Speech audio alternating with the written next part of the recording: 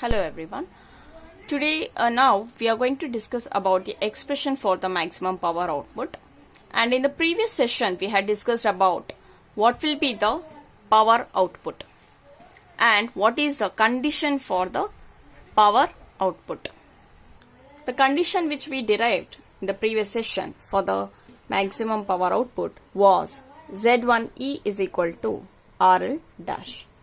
Now we have to derive the expression for the maximum output power. Okay. Now we will take up the basic formula as P out is equal to 3 times of I1 square into Z1E. As we all know that Z1E was given by RL dash in the previous session, right? And we had also substituted the value of the current I1 can be given as voltage divided by the corresponding the ohmic values, right? So therefore that is 3 times of V1 square divided by R1E plus Z1E whole square plus X1E whole square, right? Why I have written here? As I could have written R1E plus RL dash. Okay. So that RL dash is nothing but Z1E whole square plus X1E square multiply by Z1E. Again this Z1E here. After further when you simplify, you can get it as this is A plus B whole square formula. So that is R1E square plus Z1E square plus 2 times of R1E into Z1E plus X1E square multiplied by Z1E. Okay. Now here you can segregate R1E and X1E as nothing but it is Z1E. So it will be equal to 3 times of V1 square divided by this is nothing but Z1E square plus again it is Z1E square. So what shall I do? I will add it up here itself directly. 2 times of Z1E square plus 2 times of R1E into Z1E multiplied by Z1E. Right? Now further, what will be the common parameter? 3 times of V1 square into Z1E divided by Z1E is the common parameter. Therefore, it will become Z1E plus R1E. So this get cancels, right? So therefore it is given as 3 times of V1 square divided by 2 times of R1E plus Z1E. So therefore output maximum formula will be 3 times of V1 square divided by 2 times of R1E plus Z1E. So please remember this formula when you are going to solve the problem.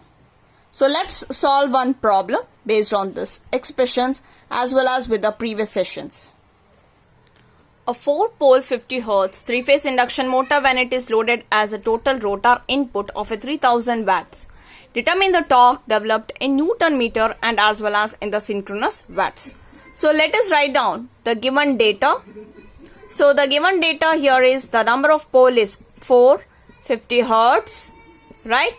And the total rotor input which is denoted as P2 which is given by 3000 watts. Okay. Determine the torque developed in Newton meter. Okay. We need to determine the torque which should be expressed in terms of Newton meter and as well as the synchronous watts. So in general when you cross verify, what is the relationship between the torque and power? P is equal to T into omega, right? So from that we can write down what is torque.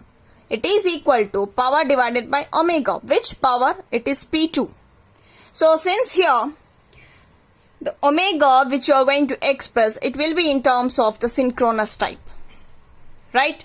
Because here this will be the output. I mean to say that this will be the speed of the stator. Okay. So therefore At that time, the P2 will be the input, rotor input. So that is why we have to express the omega as omega S. Due to this stator MMF or the rotating magnetic field, we are going to see that the rotor is going to start to rotate, right? So therefore, the power P2 divided by 2 pi ns divided by 60.